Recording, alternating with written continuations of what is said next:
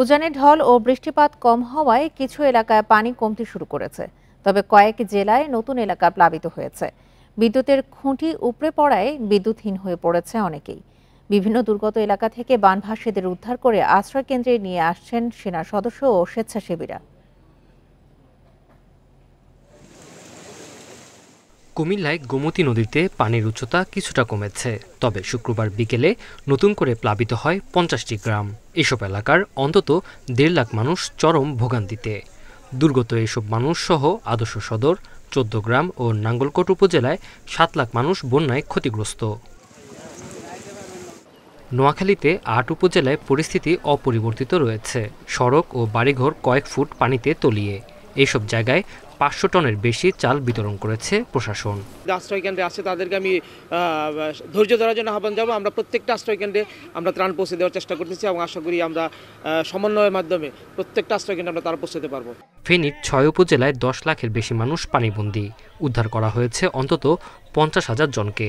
বিদ্যুৎ বিচ্ছিন্ন সব এলাকা। সশস্ত্র বাহিনী সহ বিভিন্ন আইনশৃঙ্খলা বাহিনী ও স্বেচ্ছাসেবী সংগঠন ত্রাণ ও উদ্ধার তৎপরতা চালাচ্ছে। আমাদের মাদ্রাসা স্কুল যেগুলো আছে ওইগুলোতে একটা খাবারের লাগা কান্নাকাটি করতেছে, পানি নাই, কিছু নাই। বৃষ্টি না হওয়ায় চট্টগ্রামের হাটহাজারী ও ফটিকছড়িতে পানি কমেছে, তবে দুর্ভোগে 70,000 মানুষ। খাগড়াছড়িতে পরিস্থিতি অপরিবর্তিত। দীঘিনালায় এখনও পানিবন্দী কয়েক হাজার মানুষ। 150 থেকে 200 পরিবারের মতো আমরা ত্রাণ পৌঁছে দেওয়ার ব্যবস্থা করেছি। এবং এছাড়া আমাদের কবাখালী এবং অন্যান্য যে এলাকা বোয়ালখালী ইউনিয়ন, ওখানে আমাদের ত্রাণ কার্যক্রম বিতরণ চলমান রয়েছে। ব্রাহ্মণবাড়িয়ার আখাউড়ায় পানি কমেছে ধীরে। হবিগঞ্জের খোয়াই নদীর পানিও কিছুটা কমেছে, তবে সেখানে 5 উপজেলায় পানিবন্দী রয়েছেন 57,000 মানুষ। নিউট্রালে আছে, মানে আস্তে আস্তে কমতেছে। আর যদি না আগে প্রচুর পানি ছিল, অতিরিক্ত পানি ছিল। স্বস্তি আছে, স্বস্তি আসলে কি জগতে থাকার বাসস্থান বলতে কোনো কিছুই নাই, সবকিছুই পানি নিয়ে গেছে। মৌলভীবাজারের কমলগঞ্জের পরিস্থিতি উন্নতি হয়েছে, তবে মনু নদের পানির কারণে নতুন করে প্লাবিত হওয়ার শঙ্কায় অনেক এলাকা। Tanzil Hasnat, independent news. বন্যা পরিস্থিতি নিয়ে আরো জানাতে এই মুহূর্তে যোগ দিচ্ছেন নোয়াখালী থেকে সহকর্মী আবু নাসের।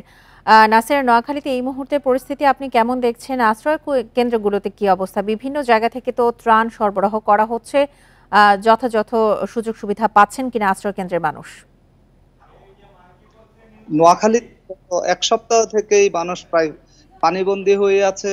পথঘাট, বাড়িঘর, সরকারি বেসরকারি অফিস আদালত, ফসলি জমি, মাছের ঘের, পুকুর, জলাশয় সবকিছু একাকার হয়ে গেছে।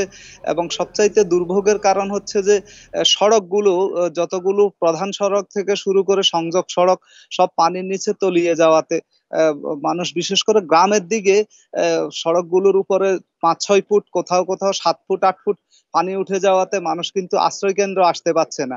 এখন প্রতিটি আশ্রয় কেন্দ্রে তিল ধারণের জায়গা নেই। এই আমার পাশেই রয়েছে নোয়াখালী সরকারি মহিলা কলেজ আশ্রয় কেন্দ্র।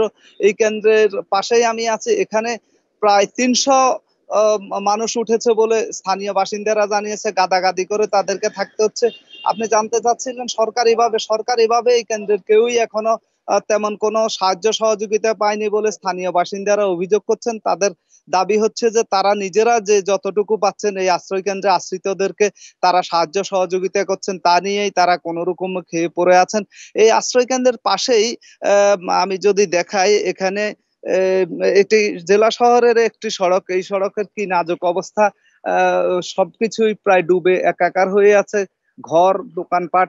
পাশে আবার হচ্ছে যে একটি গ্রাম রয়েছে কাদির হানিফ ইউনিয়নের, সেখানে প্রত্যেকটি ঘরের চালা পরিমাণ প্রায় পানি উঠে গেছে। অসংখ্য মানুষ সেখানে পানিবন্দী হয়ে আছে। তাদেরকে আশ্রয় কেন্দ্রে আনাও দুরূহ হয়ে দাঁড়িয়েছে বলে স্থানীয়ভাবে একটু আগে জানতে পেরেছি। এবং সেখানে বেশ কিছু মানুষ দোকানপাটে এবং খালের পাড়ে যেই উঁচু টংঘরের মতো করা হয়েছে সেগুলোতে আশ্রয় নিয়েছে বলে স্থানীয় বাসিন্দারা আমাদেরকে জানিয়েছেন। এবং প্রশাসনের পক্ষ থেকে গতকাল জেলা প্রশাসকের কার্যালয়ে ক্রীড়া ও যুব উপদেষ্টার উপস্থিতিতে একটি সমন্বয় সভা করা হয়েছে বন্যা পরিস্থিতি মোকাবেলায়।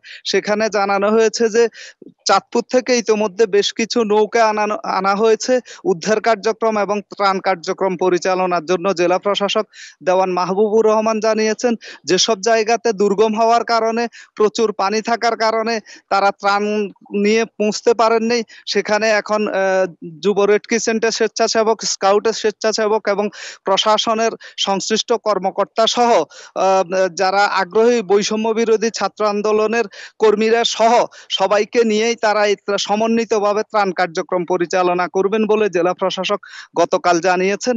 এবং প্রয়োজনে যেসব জায়গাতে আটকা পড়া লোকজন রয়েছে, যারা আশ্রয় কেন্দ্রে এখনো আসতে পারছেন না, বাড়িতে মানবেতর জীবন যাপন করছেন, তাদেরকে আশ্রয় কেন্দ্রে নিয়ে আসার জন্য তারা এখন চেষ্টা করবেন বলে জেলা প্রশাসক জানিয়েছেন। সব মিলিয়ে এখনো নোয়াখালীর শহর গ্রাম প্রত্যেকটি জায়গাতে এখনো পানি সামান্য নেমেছে। একটি বিষয় হচ্ছে যে এতদিন বেশ জলাবদ্ধতার কারণে যেই দুর্ভোগ ছিল বৃষ্টির ফলে সৃষ্ট, সেই দুর্ভোগ কিছুটা কমেছে। বৃষ্টি এখন সকাল থেকে বৃষ্টি নেই, বৃষ্টি না থাকলেও আজকে সারাদিনে বৃষ্টি নেই। সকাল থেকে গতকালও খুব বেশি বৃষ্টি হয়নি। তবে ফেনী থেকে যেই উজানের পানি এখানে প্রবেশ করে যে বন্যা সৃষ্টি হয়েছে, সেই বন্যা পরিস্থিতির উন্নতির কোনো খবর নেই। আমরা জানতে পেরেছি গতকাল সেই সমন্বয় সভাতে পানি উন্নয়ন বোর্ডের নির্বাহী প্রকৌশলী জানিয়েছেন যে মূলত ফেনীর ফানি মুহুরী নদী এবং ফেনী নদীর পানি নোয়াখালীর কোম্পানিগঞ্জ হয়ে লক্ষ্মীপুরের দিকে দিয়ে বঙ্গোপসাগরে যাচ্ছে। এই কারণে পানি আসলে এখনই ভালো কোনো খবর পাওয়ার সম্ভাবনা নেই। আর একটু আগে জানতে পেরেছি যে কোম্পানিগঞ্জে সুইচ গেটের 23টির মতো গেট খুলে দেওয়া হয়েছে, সেখান দিয়ে পানি নামছে বলে স্থানীয় বাসিন্দারা জানিয়েছেন। তবে পরিস্থিতির বিকেল নাগাদ বোঝা যাবে কতটা উন্নতি হয়েছে। এই মুহূর্তে জেলার 502টি আশ্রয় কেন্দ্রে 80,000 মানুষ আশ্রয় নিয়েছে বলে প্রশাসন থেকে জানানো হয়েছে। তবে স্থানীয়ভাবে অসংখ্য আশ্রয় কেন্দ্র, অসংখ্য দোকানপাটে মানুষ আশ্রয় নিয়েছে। তাতে করে অন্তত 2 লক্ষ মানুষ বিভিন্ন জায়গায় বাড়িঘর ছেড়ে আশ্রয় নিয়েছে বলে আমরা বেসরকারিভাবে খবর পেয়েছি। এবং বাড়িঘরের কি অবস্থা তারা কেউই জানেন না, কবে নাগাদ ফিরতে পাবেন এ নিয়ে উদ্বেগ উৎকণ্ঠা রয়েছে, সবার মধ্যে অনিশ্চয়তাও রয়েছে। নোয়াখালী থেকে বন্যা পরিস্থিতির সবশেষ তথ্য নিয়ে জানাচ্ছিলেন আমাদের সহকর্মী আবু নাসের। বন্যা পরিস্থিতির আরো খবর জানাতে মৌলভীবাজার থেকে এই মুহূর্তে যোগ দিয়েছেন আমাদের সহকর্মী তুহিনুর রশিদ। তুহিন, মৌলভীবাজারে বন্যার পানি কি কমেছে না বেড়েছে? গতকাল রাত পর্যন্ত কি চিত্র আপনি দেখেছেন? আর পানি উন্নয়ন বোর্ড বা বন্যা পূর্বাভাস কেন্দ্র থেকে সবশেষ হালনাগাদ তথ্য কি আছে?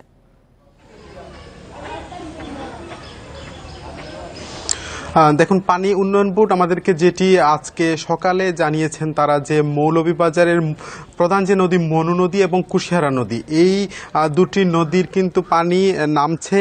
এবং যদি আপনাকে জানিয়ে রাখি যে মনু নদী এটি চাঁদনীঘাট পয়েন্টে বিপদসীমার 99 সেন্টিমিটার উপর দিয়ে প্রবাহিত হচ্ছে। অন্যদিকে কুশিয়ারা নদীর যে শেরপুর পয়েন্টে বিপদসীমার 10 সেন্টিমিটার উপর দিয়ে প্রবাহিত হচ্ছে। তবে অন্যান্য যে পয়েন্টগুলি সেগুলিতে কিন্তু বিপদসীমার নিচ দিয়ে প্রবাহিত হচ্ছে, এমনটি আমাদেরকে জানিয়েছে পানি উন্নয়ন বোর্ড। যার ফলে কিন্তু এই যে বন্যার যে অবস্থা সেটি কিন্তু ধীরে ধীরে কমতে শুরু করেছে এবং জনপদ থেকে আস্তে আস্তে পানি নামতে শুরু করেছে। আমি যে জায়গাটিতে আছি এটি হচ্ছে রাজনগর উপজেলা যে সদর, সেইখানে আমি দাঁড়িয়ে আছি এবং এখানকার যে খাদ্য গুদাম, সেই খাদ্য গুদামের সামনেই কিন্তু আমি দাঁড়িয়ে আছি। আপনাকে যদি জানিয়ে রাখি, এই খাদ্য গুদামে কিন্তু যে খাদ্য শস্য মজুত করা ছিল সেখানে কিন্তু পানি উঠে 25 মেট্রিক টন খাদ্যশস্য কিন্তু নষ্ট হয়ে গেছে, এমনটি আমাদেরকে জানিয়েছেন এখানকার উপজেলা নির্বাহী কর্মকর্তা।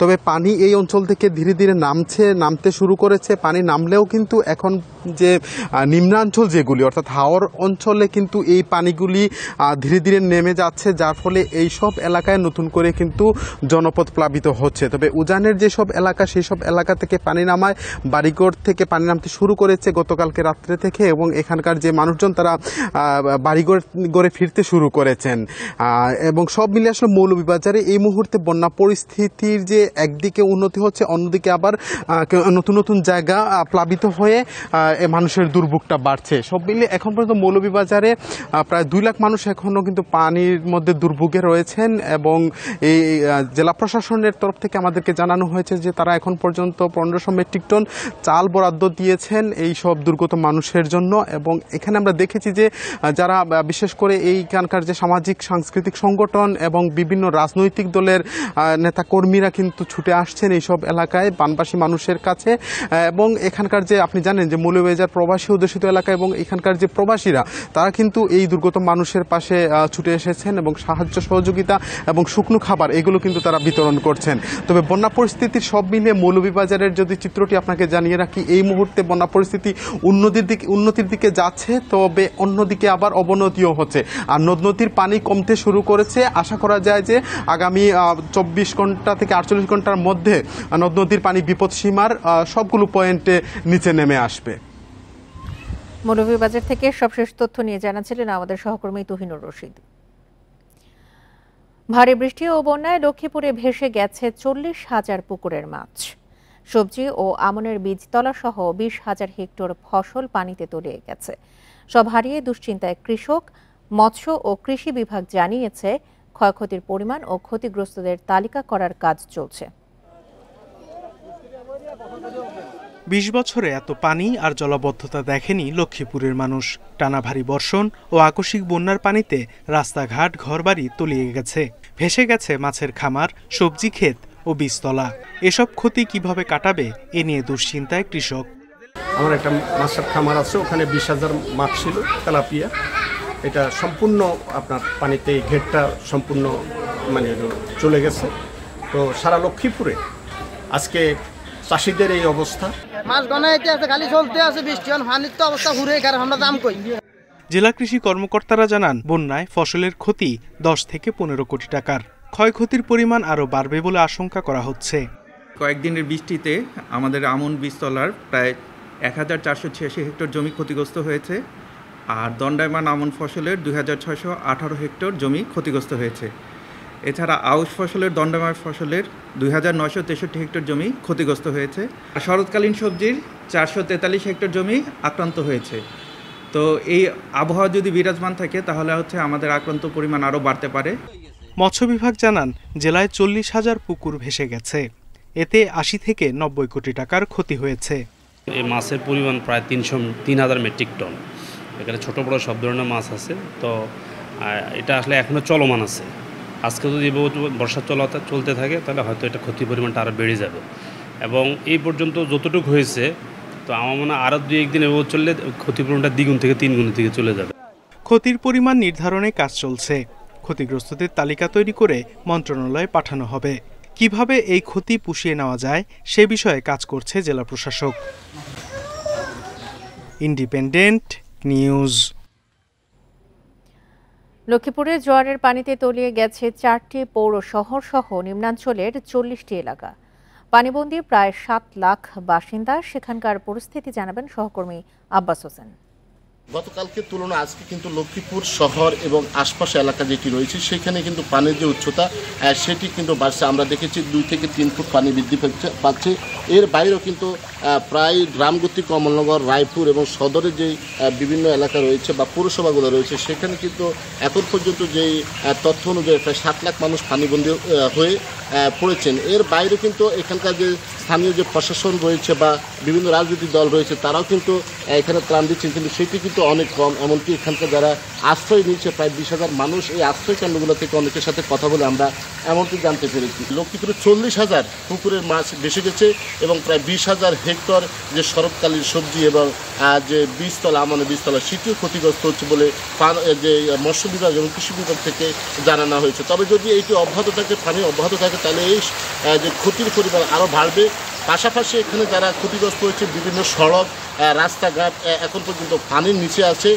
বিশেষ করে সদরের বিভিন্ন এলাকায় কিন্তু বাসাবাড়িতে পানি ওঠার কারণে মানুষের খাওয়া দাওয়া বিশুদ্ধ পানির যে সংকট সেটি কিন্তু প্রকট আকার ধারণ করছে। এর মধ্যে কিন্তু দেখা দিয়েছে বিভিন্ন ধরনের রোগবালাই। তবে সিভিল সার্জনের পক্ষ থেকে যেটি জানানো হয়েছে তারা এইসব বিষয়ে তারা কিন্তু খোঁজখবর রাখছেন এবং দুর্যোগ মোকাবিলা তারাও কিন্তু চিকিৎসকরা কিন্তু মাঠে রয়েছেন।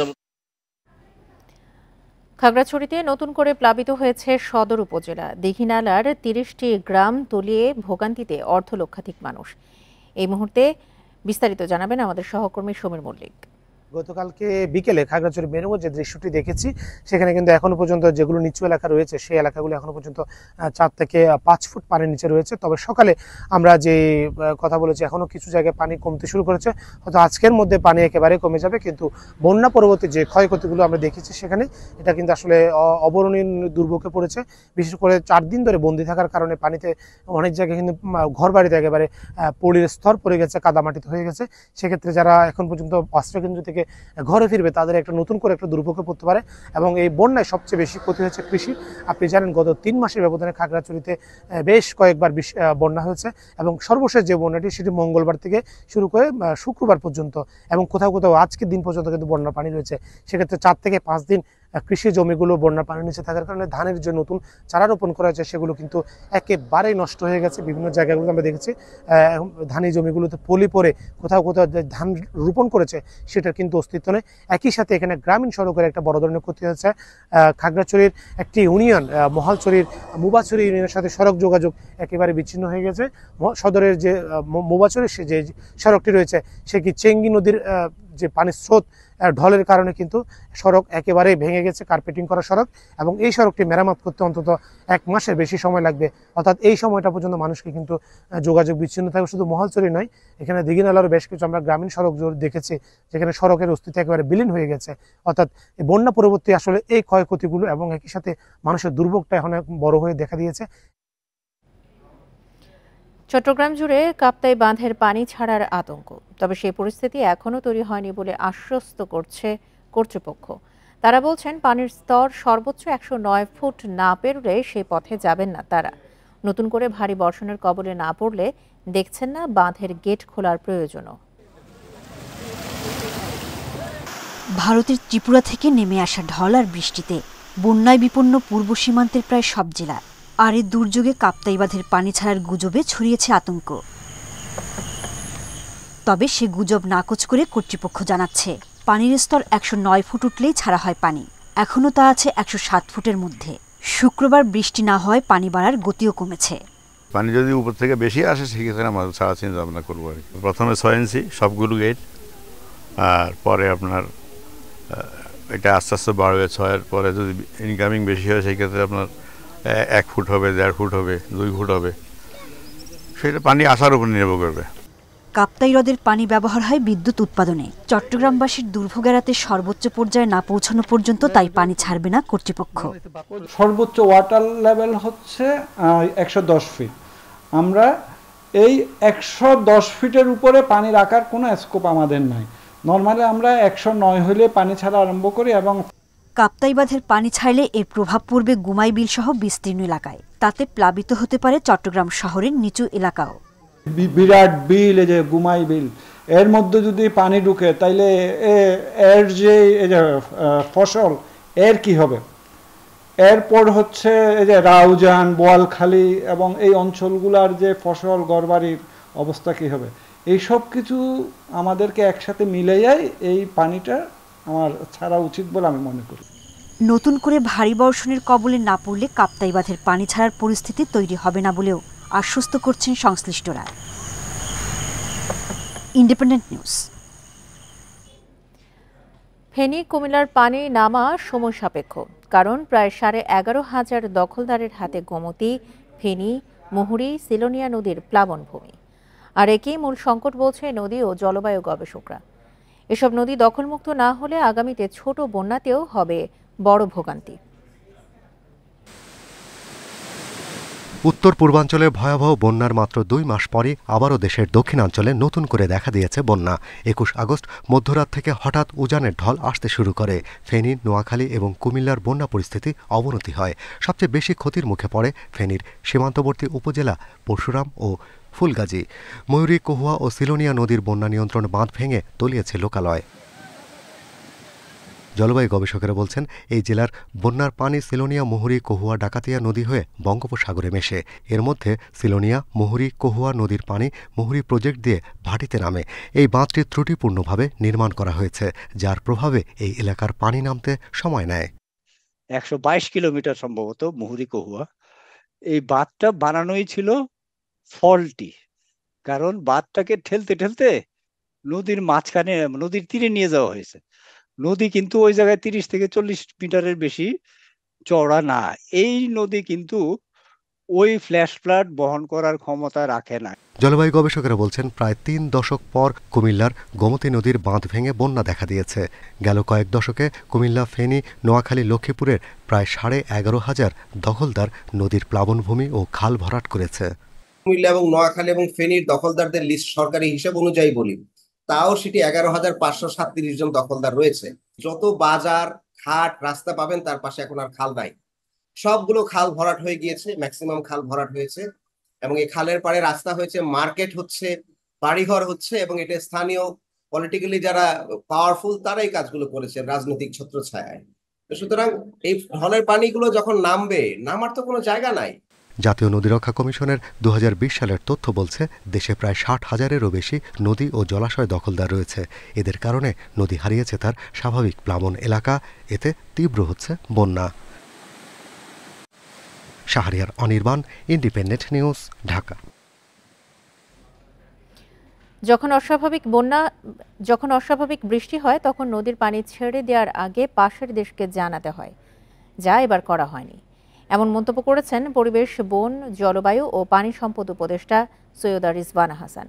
শুক্রবার দুপুরে হবিগঞ্জে বন্যা কবলিত এলাকা পরিদর্শনে গিয়ে তিনি কথা বলেন। জেলা সার্কিট হাউসে পানি উন্নয়ন বোর্ড, জেলা প্রশাসন ও বৈষম্য বিরোধী ছাত্র নেতাদের সাথে মত বিনিময়ে উপদেষ্টা বলেন, ভারতের সাথে বাংলাদেশের বেশ কিছু নদী নিয়ে চুক্তি রয়েছে। আন্তর্জাতিক আইন অনুযায়ী কোনো দেশ পাশের দেশের ক্ষতি করতে পারে না। এবারের বন্যার পর পররাষ্ট্র মন্ত্রণালয়ের মাধ্যমে ভারতকে পুরো বিষয়টি জানানো হবে। বাংলাদেশের পক্ষ থেকে বেশ কিছু প্রস্তাবও দেওয়া হবে ভারতকে। উপরে যারা উজানের দেশ, তাদের ভাটির দেশকে জানানোর কথা, যখন এরকম অস্বাভাবিক বৃষ্টিপাত হয় বা পানি ছেড়ে দেওয়ার দরকার হয়, আগে একটু জানিয়ে দিতে হয়। তাহলে একটু প্রস্তুতিটা রাখা যায়, অন্তত মানুষজনগুলোকে সরিয়ে নেওয়া যায়।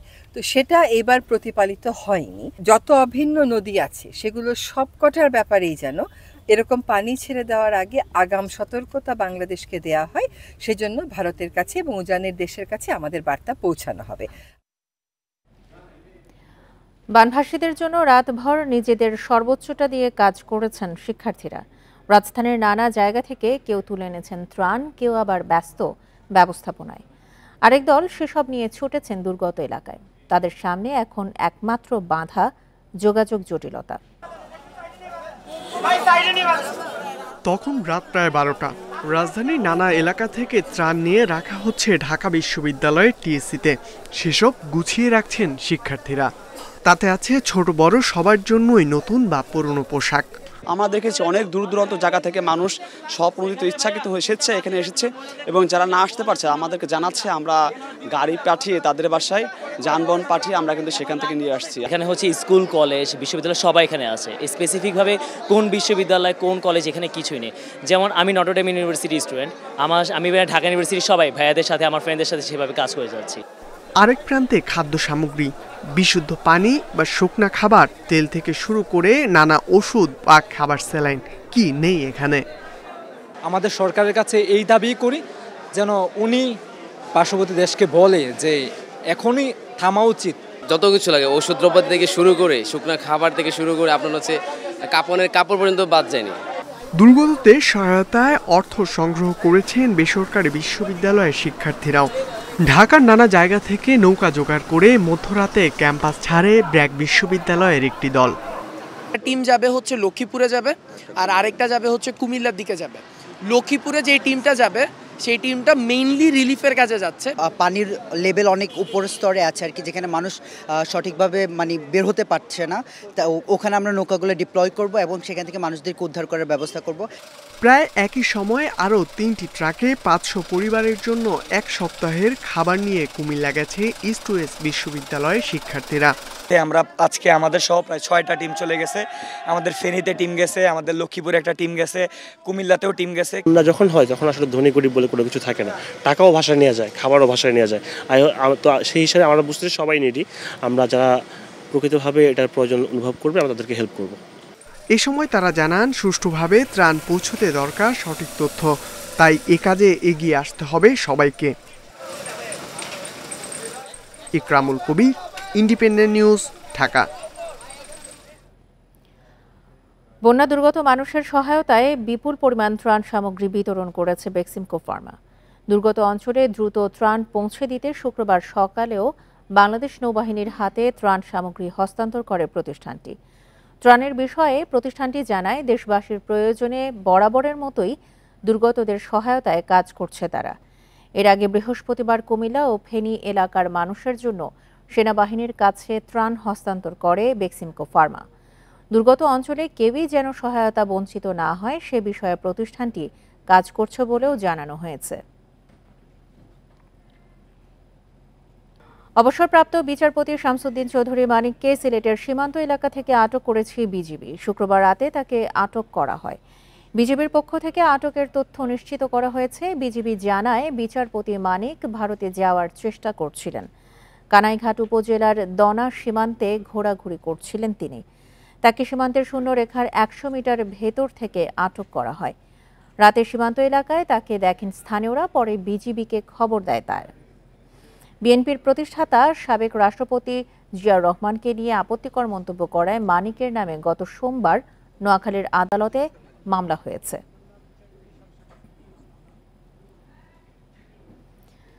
জাতীয় সংসদের সাবেক চিফ হুইপ আসম ফিরোজকে গ্রেপ্তার করেছে পুলিশ।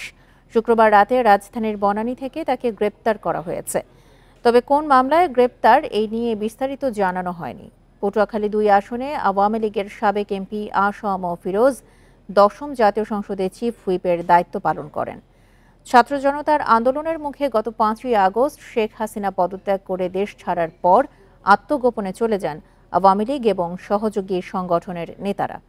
আত্মগোপনের তালিকায় আছেন সাবেক মন্ত্রী, সরকারি কর্মকর্তা ও রাষ্ট্রের বিভিন্ন গুরুত্বপূর্ণ পদে দায়িত্ব পালন করা ব্যক্তিরা।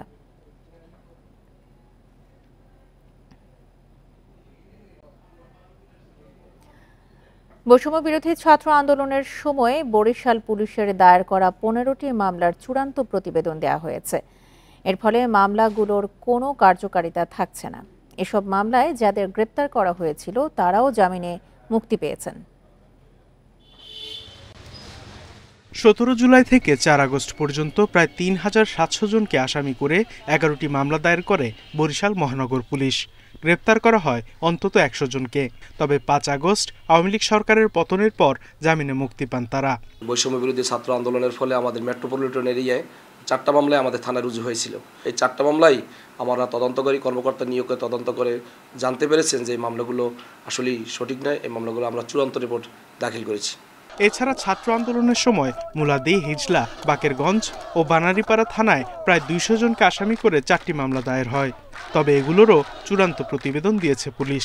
কোটা বিরোধী আন্দোলনকে কেন্দ্র করে বরিশাল জেলার 10টি থানার মধ্যে 4টি থানাতে মোট 4টি মামলা রুজু হয়েছিল এবং এই মামলায় আসামি ছিল সর্বমোট 180 থেকে 200-র মধ্যে। এবং এই মামলাগুলোতে পরবর্তীতে তদন্তকালে পর্যাপ্ত সাক্ষ্য প্রমাণ না পাওয়া যাওয়া এবং তথ্য আদি না পাওয়া যাওয়ার কারণে পরবর্তী 4টি মামলায় ফাইনাল রিপোর্ট দেওয়া হয়েছে। কোনো সত্যতা না পাওয়ায় মামলাগুলো প্রত্যাহার করে নিয়েছে পুলিশ। বিভিন্ন ঘটনার প্রেক্ষিতে আপনারা জানেন যে মামলাগুলো রুজু হয় এবং আমরা তদন্ত করি। তদন্তের পর্যায়ে আমরা সর্বশেষ মামলাগুলো ফাইনাল রিপোর্ট আমরা দিয়েছি। মামলা আমাদের বরিশাল মেট্রোপলিটন পুলিশের সার্বিক আইন শৃঙ্খলাও ভালো রয়েছে। সার্বিক পরিস্থিতি বিবেচনা করে সবার সাথে আমরা বসে কথা বলে আমরা মামলা ফাইনাল রিপোর্ট দিয়েছি। চূড়ান্ত প্রতিবেদন দাখিল হওয়ায় এসব মামলার আসামিরা এখন দায়মুক্ত। Independent news. শিক্ষার্থীদের উদ্যোগে বদলে গেছে জামালপুর টাউন জংশন স্টেশনের চিত্র। একদিকে পরিষ্কার হয়েছে প্ল্যাটফর্ম, অন্যদিকে রংতুলির ছোঁয়ায় রঙিন হয়ে উঠেছে পুরো স্টেশন। শিক্ষার্থীদের এমন উদ্যোগকে স্বাগত জানিয়েছে সাধারণ মানুষ। দেয়ালে দেয়ালে পোস্টার, প্ল্যাটফর্মে ধুলা, ময়লা আবর্জনা ছড়াছড়ি ছিল জামালপুর টাউন জংশন স্টেশনের পরিচিত দৃশ্য। তবে শিক্ষার্থীদের উদ্যোগে বদলে গেছে সেই অবস্থা। ছাত্র আন্দোলনের হাত ধরে দেশজুড়ে শিক্ষার্থীদের হাতে দেয়ালে দেয়ালে ফুটে উঠছে গ্রাফিতি ও স্ট্রিট আর্ট। এগুলোতে আন্দোলনের ঘটনা প্রবাহ থেকে গুরুত্ব পাচ্ছে সংস্কারের নানা বার্তাও। রংতুলির আঁচড়ে বদলে গেছে জামালপুর টাউন জংশন স্টেশনও। দুর্নীতি বিরোধী কথা, কার্টুন সবকিছুর মাধ্যমে জনগণকে দুর্নীতিমুক্ত করার একটা বার্তা দিচ্ছি। কালোবাজারিগুলো রয়েছে, টিকেট সিন্ডিকেট রয়েছে, এগুলো যাতে না হয় সেই জন্যই আমরা এই গ্রাফিতিগুলো চিত্র অঙ্কন করতেছি। শিক্ষার্থীদের উদ্যোগকে স্বাগত জানিয়েছেন সর্বস্তরের মানুষ, করছেন সহযোগিতাও। নিজেদের পকেট থেকে টাকাটা দিচ্ছি এই খরচটা ওঠানোর জন্য। এছাড়াও কেউ যদি স্বেচ্ছায় এসে বলছে আমাদের যে তারাও সমাজের উন্নয়নে অংশ রাখতে চায়, তো সেই ক্ষেত্রে তারাও দিচ্ছে। প্রতিটি কথারই যথার্থ মর্যাদা রয়েছে। আমরা তাদের এই কাজকে সাধুবাদ জানাই। আমাদের স্টেশনটার যে সৌন্দর্য, এটা অনেক বৃদ্ধি পাচ্ছে। অনেক দূর থেকে লোক আসলেও দেখতে পারবে যে জামালপুর স্টেশনটা অনেক সুন্দর দেখা যাচ্ছে। স্টেশনের সৌন্দর্য রক্ষায় কর্তৃপক্ষের পাশাপাশি সবাইকে সচেতন থাকার আহ্বান শিক্ষার্থীদের। Independent news. আর এই ছিল এখনকার মতো বিরতিহীন ইন্ডিপেন্ডেন্ট সংবাদে। ইন্ডিপেন্ডেন্ট টেলিভিশনের সব খবর আরও বিস্তারিত জানতে চোখ রাখুন ফেসবুক, ইউটিউব এবং এক্সে। ধন্যবাদ সবাইকে। আমন্ত্রণ পরের আয়োজনে।